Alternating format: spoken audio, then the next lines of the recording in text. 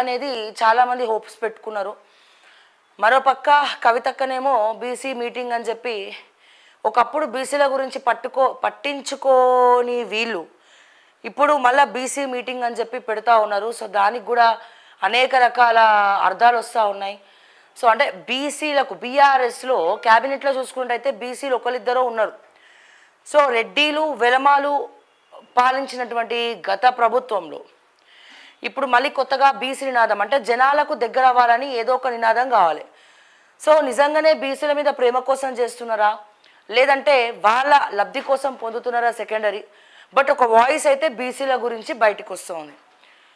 And ఈ Congress social మీడియాకి సంబంధించినటువంటి కొన్ని మీడియాస్లో ఒక ఈ పేపర్ చక్కర్లు కొడుతూ ఉంది.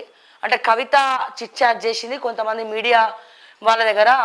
నాకే కల్వకుంట్ల ఫ్యామిలీ అరెస్ట్ అయితే ఎవరికి కూడా సానుభూతి ఉండదు, అసలు సానుభూతి ఉండదు, జాలి ఉండదు.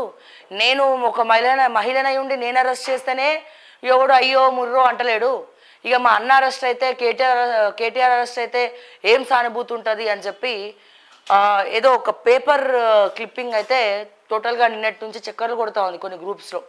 మరి అది ఎంతవరకు వాస్తవం అనేది నాకు కూడా తెలియదు. బట్ నేను ఆ పేపర్ క్లిప్పింగ్ చూసి నేను మాట్లాడుతూ ఉన్నాను, చెప్తా ఉన్నాను.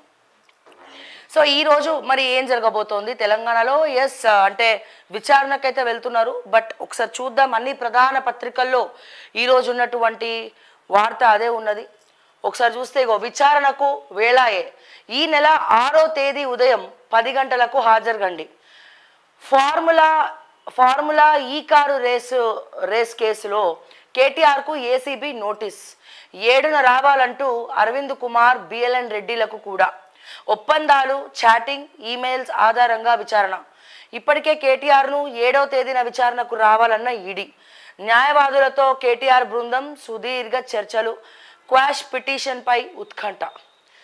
ఇక్కడ చూస్తే ఏమంటున్నారు, కేటీఆర్ బృందం ఒక పక్క సుదీర్ఘ చర్చలు జరుపుతూ ఉన్నారు. అంటే ఎట్లా కేటీఆర్ని బయటపడేయాలి, ఎట్లా కాపాడాలి, మరి ఇది గిఫ్ట్ ఇచ్చినామని చెప్పి వాళ్ళని ఎట్లా నమ్మియాలి. ఇప్పుడు కేటీఆర్ చెప్పింది ఏంది, మొన్న ప్రెస్ మీట్ పెట్టి మరి కేటీఆర్ చెప్పింది ఏంటంటే నేను గిఫ్ట్ ఇచ్చిన. ఇప్పుడు ఏదైనా కొత్త కంపెనీలను మనం అట్రాక్ట్ చేయాలి అంటే కొంచెం ఫస్ట్ వాళ్ళకి ఒక ఫ్రీ స్పేస్ ఇవ్వాలి. ఫ్రీ అంటే మార్కెటింగ్ స్ట్రాటజీ ప్రకారం నేను ఫాలో అయినా అని చెప్పి కేటీఆర్ చెప్పకనే చెప్పిండు.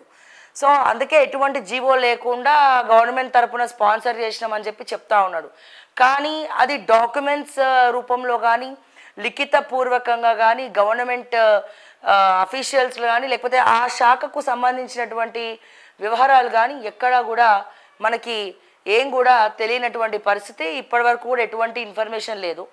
అయితే నిన్న ఏసీబీ నోటీసులు ఇవ్వడం జరిగింది. సో ఇప్పుడు కేటీఆర్ బృందం ఏసీబీ అంటే కాంపిటీషన్ ఈడీ 7th ఇచ్చింది కాబట్టి ఇప్పుడు హుట్టిన ఒకరోజు ముందే స్టేట్ ఇవ్వాలని చెప్పి anti corruption bureau ACB department మరి 6th రమ్మని చెప్పడం జరిగింది.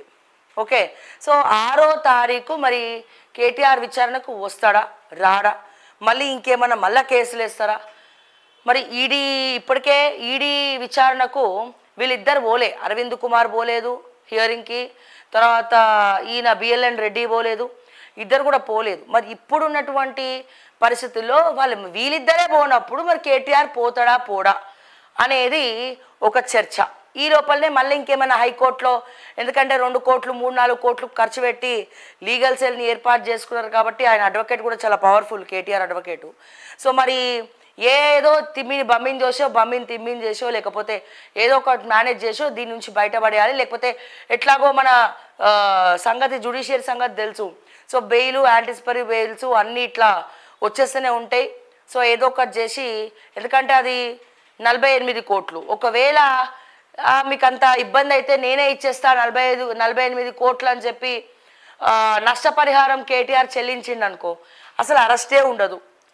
సో ఏమో మరి, ఎందుకంటే ఇక్కడ నాకు ఎట్లా డౌట్ వస్తుందంటే ఒక పర్సన్ని అరెస్ట్ చేయాలనుకున్నప్పుడు, ప్రభుత్వం అరెస్ట్ చేయాలనుకున్నప్పుడు ఏమైనా చేసి తలకిందులుగా తపస్సు చేసినా అరెస్ట్ చేస్తుంది. చెయ్యొద్దు అని అనుకుంటే అసలు చేయదు, వాళ్ళ జోలికి పోదు, వాళ్ళని ముట్టుకోదు. ఏమీ లేకపోయినా సృష్టించి అరెస్ట్ చేసేటువంటి తాకిదాలు చాలా ఉన్నాయి. ఇప్పుడు మన ఆంధ్రప్రదేశ్ ముఖ్యమంత్రి చంద్రబాబు నాయుడు గారు ఒక చిన్న కేసులో, పిట్టి కేసులో జగన్మోహన్ రెడ్డి అరెస్ట్ చేయడం జరిగింది.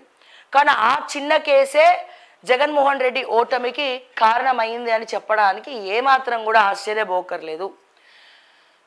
సో మరి అదే స్ట్రాటజీ ఇక్కడ రేవంత్ ఫాలో అవుతున్నారా రేవంత్ రెడ్డి గారు అంటే మరి ఏమో అవ్వచ్చేమో. కానీ మరి ఒకవేళ దీంట్లో గనక నిరూపించలేకపోతే, అంటే ఏసీబీ కానీ ఈడీ కానీ సాటిస్ఫైడ్గా లేకపోతే కేటీఆర్ ఆన్సర్స్తో, ఒకవేళ కోర్టు కూడా సాటిస్ఫైడ్ లేకపోతే కేటీఆర్ పరిస్థితి ఏంటి?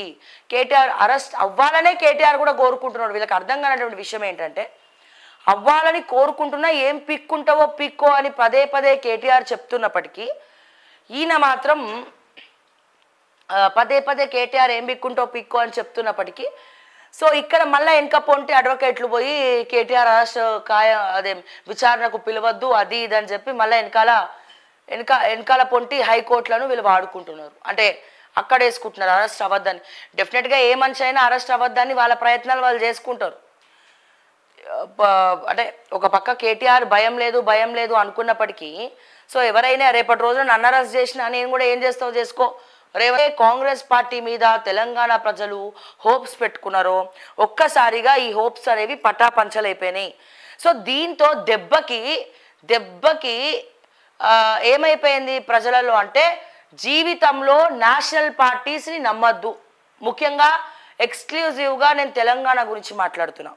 సో తెలంగాణ ప్రజలు మరి ఇంత ఇంటోడే నయం కదా, బయట అదెకోడు కన్నా మనం సొంతిలే నయం కదా అని చాలామంది ఊర్లలో మాట్లాడుతున్నటువంటి పరిస్థితి. అంటే కొద్దో గొప్ప లైక్ నేషనల్ పార్టీస్ అంటే డబ్బులు బయటి రాష్ట్రాలకు వెళ్ళిపోతాయి, ఎక్కడికో ఢిల్లీకి పోయి కూర్చుంటాయి. అదే మన ప్రాంతీయ పార్టీ అయితే ఇక్కడనే ఉంటాయి. వాళ్ళు మింగినా మెక్కినా ఏం చేసినా మళ్ళీ ఏదో ఒక రూపంలో తీసుకొచ్చి తెలంగాణకే ఖర్చు పెడతారు, ఏదో ఒక ట్యాక్స్ రూపంలోనో దేంట్లోనో అని చెప్పి పబ్లిక్ కూడా మెంటల్గా ప్రిపేర్ అయిపోయినారు. సో ఇక్కడ ఏమైపోతుందంటే, నాట్ ఓన్లీ కాంగ్రెస్ అంటే దీనికి కేటీఆర్ అరెస్ట్కి సంబంధం ఏంది అంటే అక్కడే ఉంది ఒక లాజికల్ పాయింట్. సో ఇక్కడ ఏమైతుందంటే కాంగ్రెస్ బలంని కోల్పోయింది, అంటే చాలా డ్యామేజ్ అయింది. సో మొన్న కూడా నేను చెప్పడం ఏంటంటే, ఈ కొత్త సంవత్సరం అన్న రేవంత్ రెడ్డి గారు మారుతారా, మారి చూపించండి, మీ అడ్మినిస్ట్రేషన్ తీరు మార్చండి, మీ మొండితనం మార్చండి, కొద్దిగా పబ్లిక్కి దగ్గర అవ్వండి అని మార్నింగ్ న్యూస్లో నేను చెప్పడం జరిగింది. సో ఆయన కూడా నేను మారాను, మీరు కూడా మారాలి, క్యాబినెట్ రిపోర్ట్లన్నీ నా దగ్గర ఉన్నాయి,